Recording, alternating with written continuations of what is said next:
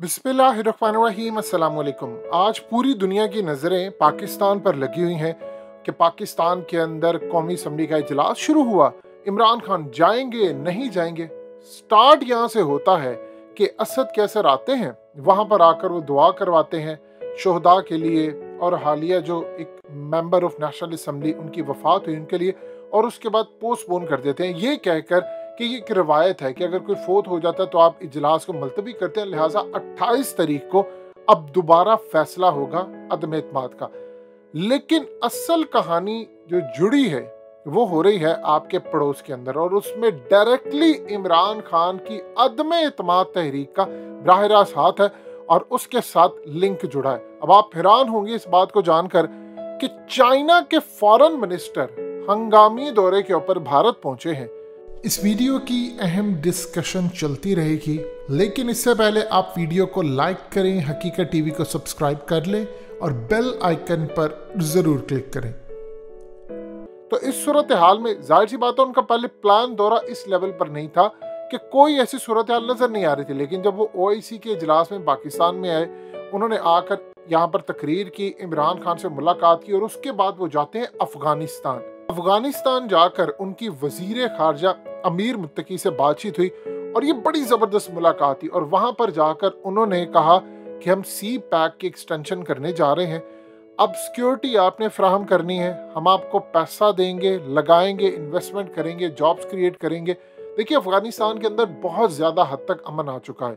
अभी तक लड़कियों के स्कूल का मसला उधर का उधर ही है, बल्कि खुलने वाले थे और उन्होंने बिल्कुल उसको बंद कर दिया।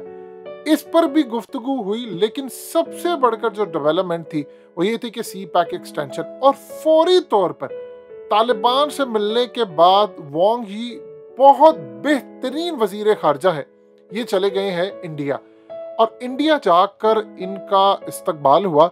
और याद रखिएगा जब से भारत और चाइना की लड़ाई हुई है, यानी जो गैल्वन वैली और ये तमाम सूरत लड़ाई, लद्दाख, ये तमाम जितने इश्यूज चल रहे हैं, उसके बाद ये पहला दौरा था। वहां पर पहुंचे, आप जरा मनाजिर देखिए आपकी स्क्रीन पर। इनकी मुलाकात होती है जयशंकर से और जयशंकर का चेहरा लटका हुआ है। मुलाकात में बातचीत हुई, एजेंडा तय हुआ और उसके बाद इंटरेस्टिंग सूरत हाल ये है, ये मनाजिर देखिए कि उनकी मुलाकात होती है अजीत डोवल से, नेशनल सिक्योरिटी एडवाइजर। आप इस तस्वीर को गौर से देखिए, इस शख्स का चेहरा देखिए, यानी कोई दूसरे किसी भी नेशनल सिक्योरिटी एडवाइजर से बातचीत हो, मुलाकात हो, तो ये बड़ा खिलखिला उस वक्त चेहरा दिखाता है दुनिया को। लेकिन अब क्यों? अब समझने वाली यहाँ पर बात है कि इमरान की अदम एतमाद तहरीक का ताल्लुक इस दौरे के साथ क्यों है। देखिए इंडिया ने माजी के अंदर से लेकर और फ्यूचर में भी हमेशा उसने देखना है कि पाकिस्तान के अंदर कोई मौका मिले, अफरा तफरी का माहौल हो, तो सबसे पहले TTP को घुसाते हैं, BLA को घुसाते हैं। और अब तो सूरत हाल ये है कि हालिया तो उन्होंने मिसाइल फायर करके कहा जी गलती हुई, और अभी तक आप देख लीजिए उस पर कोई पेशरफ नहीं हो सकी। यानी पाकिस्तान ने इनको कहा अब ये तीनों तरह से हमले करते हैं, यानी BLA, TTP और अब इस सूरत हाल में चाइना के फॉरेन मिनिस्टर ने जाकर किया है इंडिया को वार्न कि पाकिस्तान के अंदर हमारे एसेट्स हैं, हमारी इन्वेस्टमेंट है, गवादर में है, बलूचिस्तान में है, दीगर पूरे पाकिस्तान के अंदर है। अगर उस अफरा तफरी के अंदर आपने कोई काम, यानी ये जो अदम एतमाद तहरीक है जल्द से हो रही है, वो इसमें कोशिश होती है। याद कीजिए पहले TTP के थ्रू ये आए थे पेशावर वाली साइड पर जब इमरान खान का धरना था, स्कूल वाले तमाम वाकयात आपको याद है। इस सूरत हाल के अंदर अब भी ये मौका तलाश करे हैं। चाइना के फॉरेन मिनिस्टर ने दो चीजें इनके सामने रखी। नंबर 1, इनको वार्निंग जारी की और कहा कि हम सी पैक एक्सटेंशन करने जा रहे हैं अफगानिस्तान तक। अगर हमारे मफादात को नुकसान पहुंचता है और या फिर पाकिस्तान के अंदर कोई अदम एतमाद या कोई चीज होती है, उसमें अगर भारत की इन्वॉल्वमेंट होती है तो डायरेक्टली नुकसान चाइना के एसेट्स को, उसकी इन्वेस्टमेंट को होता है। तो फिर चाइना भारत को सबक सिखाएगा और उनको क्लियर पैगाम दिया गया है कि आप यूक्रेन के मामले से सीखें। अमेरिका ने आपकी मदद करने के लिए नहीं आना। यूक्रेन की मदद करने के लिए किसी सूरत ना तो यूरोप आया पूरा, ना अमेरिका आया, ना जापान आया, ना ऑस्ट्रेलिया आया, ना UK आया। दुनिया की कोई ताकत इनकी मदद करने के लिए नहीं आई। और आज हाल देख लें कि ज़ेलेंस्की पूरी दुनिया के सामने ये कहता फिर रहा है कि मेरी मदद करो। कभी वो इसराइल को कहता है, इसराइल तक मदद करने के लिए नहीं आया। तो आप अपना फ्यूचर देख लें कि आप कहाँ पर खड़े हैं।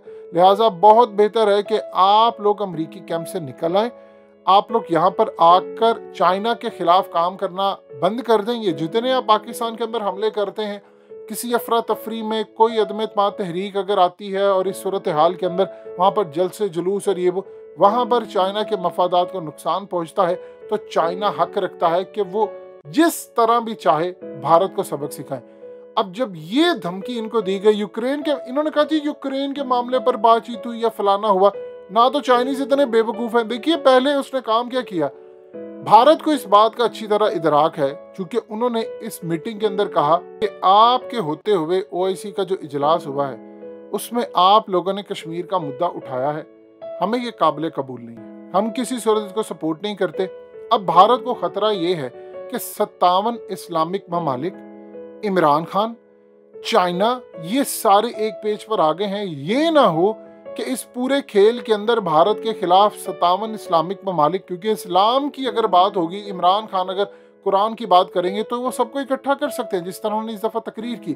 तो इस सूरत हाल में भारत के खिलाफ है। भारत इस वक्त बड़ा परेशान है कि चाइना ने वहां पर आकर इनको धमकी दी है, और देखिए उनको दौरे की जरूरत नहीं थी, आकर उनको समझाया है कि आप जिनके कंधों पर बैठकर चाइना के खिलाफ काम करें, आप हाल देख लें, चॉइस आपकी है।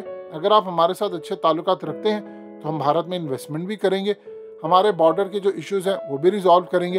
अब इस सूरत हाल में जयशंकर ने कहा है कि अगर आप अपनी फौजें पीछे ले जाएं, जो इलाके हैं वो छोड़कर चले जाएं, तो इस सूरत हाल में हम आपके साथ मामला तय कर सकते हैं। जिस पर चाइना ने कहा कि ये बात बैठकर हल हो सकती है डायलॉग से, यानी वही सूरत हाल के पिछले 1.5 साल से जो डायलॉग होते रहे, साथ साथ चाइना बातचीत भी करता रहा और साथ साथ उनके इलाके भी फतह करता रहा। भारत को पता है कि इन्होंने पीछे नहीं हटना, और चाइना ने दबे लफ्जों में क्लियर पैगाम दे दिया है कि उसने अपने सारे इलाके वापस लेने हैं। लेकिन अगर भारत ये चाहता है कि अमेरिका की आड़ के अंदर सीपैक को नुकसान पहुंचाए, सीपैक को नुकसान चाहे वो पाकिस्तान के अंदर हो या चाहे अफगानिस्तान के अंदर हो, क्योंकि इनका अफगानिस्तान में आज भी असर रसूख है, जितनी मर्जी आप कह लें, कोशिश कर लें, आज भी वहां पर दाइश का कहीं ना कहीं असर रसूख है। वो अलग बात है कि अफगानिस्तान के अंदर इस वक्त अमन हो चुका हुआ है, लेकिन वहां से हमले पाकिस्तान पर होते हैं। तो वार्निंग दी गई है भारत को कि आप अगर पाकिस्तान में अफरा तफरी के हवाले से कोई भी काम करते हैं तो आपको बड़ी भयानक कीमत चुकाना पड़ेगी। लिहाजा हम ये चाहते हैं कि आप अच्छे नेबर्स की तरह हमारे साथ रहें, और उससे भी बढ़कर जो इनके सामने चीज उठाई गई है कि अगर आप नहीं बाज आते, एक तो ये जो मिसाइल अभी पाकिस्तान पर फायर हुआ, चाइना भी असर और रसूख रखता है, और चाइना ने उनको वार्न किया है कि आपका जो मिसाइल आया है वो चाइना पर भी आ सकता है।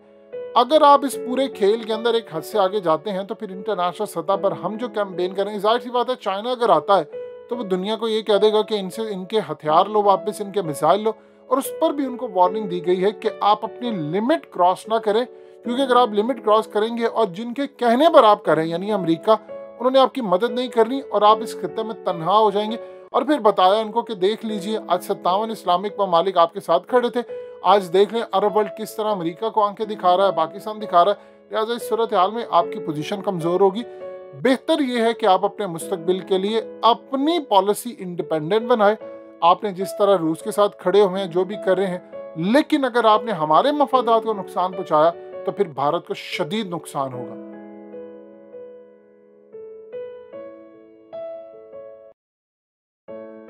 हकीकत टीवी को सब्सक्राइब करना मत भूलें, वीडियो को लाइक करें, शेयर करें और कमेंट सेक्शन में अपनी राय का इजहार जरूर करें।